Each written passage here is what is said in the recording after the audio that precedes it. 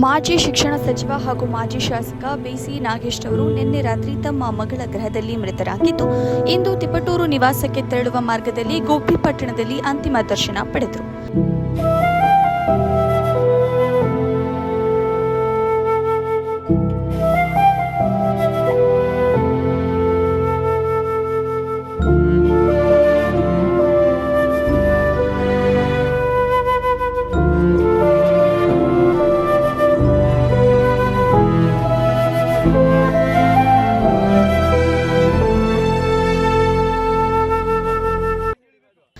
ವಿದ್ಯಾರ್ಥಿ ದೆಸೆಯಿಂದಲೇ ಭಾರತೀಯ ಜನತಾ ಪಾರ್ಟಿಯ ಕಾರ್ಯಕರ್ತನಾಗಿ, ಪಕ್ಷದ ನಿಷ್ಠಾವಂತ ಮುಖಂಡನಾಗಿ, ಸಾಮಾಜಿಕ ಕಳಕಳಿಯುಳ್ಳಂತಹ ನಾಯಕರಾಗಿ, ಎಲ್ಲದಕ್ಕಿಂತ ಹೆಚ್ಚಾಗಿ ಬೊಮ್ಮಾಯಿಯವರ ಸರ್ಕಾರದಲ್ಲಿ ಶಿಕ್ಷಣ ಮಂತ್ರಿಯಾಗಿ ಶಿಕ್ಷಣದಲ್ಲಿ ಆಮೂಲಾಗ್ರ ಬದಲಾವಣೆ ತಂದು ಮಾದರಿ ಶಾಸಕರಾಗಿ, ಸಚಿವರಾಗಿ ಕೆಲಸ ಮಾಡಿದಂತಹ ಮಹಾನ್ ವ್ಯಕ್ತಿ ಬಿಸಿ ನಾಗೇಶ್. ಪ್ರೀತಿ, ಆತ್ಮೀಯ, ಸ್ನೇಹಪರತೆ ಮತ್ತು ಅವರ ಜೊತೆಗೆ ಕೆಲಸ ಮಾಡಿರುವ ಅನುಭವಗಳು ಬಹಳ ಬೆಚ್ಚಗಿನ ನೆನಪುಗಳನ್ನು ನೀಡುತ್ತಿವೆ.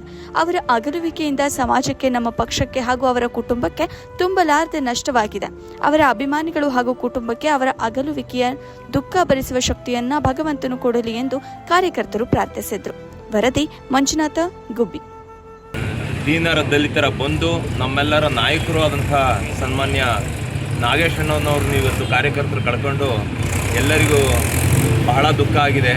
ಏಕೆಂದರೆ ಅವರು ಈಗ ಭೈರಪ್ಪನವ್ರು ಹೇಳ್ದಂಗೆ ಅವರೆಷ್ಟೇ ಅಗರ್ಭ ಶ್ರೀಮಂತರಾಗಿದ್ದರೂ ಸಹ ಪರಿಪೂರ್ಣ ಸರಳತೆ ಉಳ್ಳಂಥ ಏನಾದರೂ ಕಾರ್ಯಕರ್ತನಿದ್ರು ಅಂದರೆ ಅದು ನಾಗೇಶ್ ಅಣ್ಣವರಾಗಿದ್ದರು. ತುಮಕೂರು ಜಿಲ್ಲೆಗೆ ಭಾಳ ಮೃದು ಸ್ವಭಾವಿ, ಎಲ್ಲರ ಜೊತೆನೂ ತನ್ನದೇ ಆದಂಥ ಛಾಪನ್ನು ಮೂಡಿಸ್ಕೊಂಡು ಎಲ್ಲ ಕಾರ್ಯಕರ್ತರಿಗೂ ಉರಿದುಂಬಿಸ್ಕೊಂಡು ಹೋಗ್ತಿದ್ದಂಥ ಸರಳ ಜೀವಿ ಆಗಿದ್ದರು. ಅದರಲ್ಲೂ ಈಗ ತಾನು ಸಚಿವರಾಗೋದಕ್ಕಿಂತ ಮುಂಚಿತವಾಗಿ ಅವರಿದ್ದಂಥ ಒಂದು ಸರಳತೆ ಮತ್ತು ನಮ್ಮನ್ನೆಲ್ಲ ಕಾರ್ಯಕರ್ತನ ಕಾಣ್ತಿದ್ದಿದ್ದು ಭಾಳ ವಿಭಿನ್ನವಾಗಿತ್ತು. ಇವತ್ತಿನ ಹಳೆಯ ಆ BJPಯ ನೆನಪುಗಳು ಮಾತ್ರ ಉಳಿದಿದೆ. ಇವತ್ತು ಆ ಸರಳತೆ, ಆ ಸಜ್ಜನಿಕೆ ಯಾವುದೇ ಪಕ್ಷದಲ್ಲೇ ಉಳಿದಿಲ್ಲ.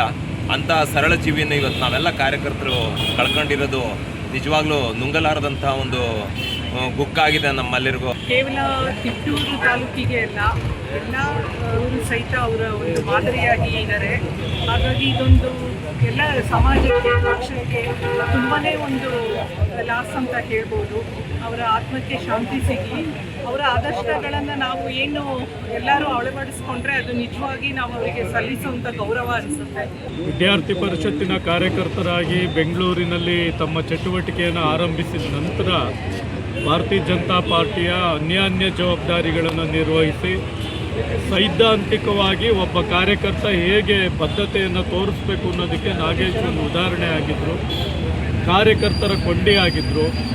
ಇವತ್ತು ಕಾರ್ಯಕರ್ತರಿಗೆ ಮತ್ತು ಈ ರಾಜ್ಯಕ್ಕೆ ಮತ್ತು ಜಿಲ್ಲೆಗೆ ತುಂಬಲಾರದ ನಷ್ಟ ನಾಗೇಶ್ ಅವರ ನಿಧನದಿಂದ ಆಗಿದೆ.